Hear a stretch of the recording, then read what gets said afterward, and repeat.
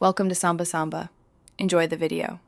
You start by organizing your workspace and tools so the rest flows. Lay the sheet flat and inspect alignment. Once done, use scissors or a hobby knife to free a corner if needed. Gently lift the edge with tweezers and peel back slowly at a 45 degrees angle to avoid stretching. Make sure to support the backing with your other hand and keep the sticker flat. This prevents air bubbles and misalignment as you begin applying. You now position the sticker precisely where you want it, using a hinge method or low-tack tape to hold one side if the design is large. Once aligned, lower the free edge and press the center down first, then smooth outward toward the edges to push air out. Use a bone folder or a credit card with steady strokes for even adhesion. Make sure to run the tool along seams and corners to ensure full contact and prevent lifting later.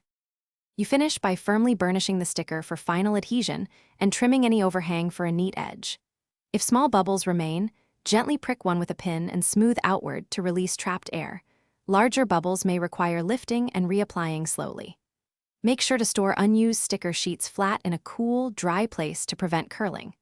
If adhesive fails, clean surface with isopropyl alcohol and reapply after it fully dries to restore. Thanks for watching. Consider subscribing if we helped you.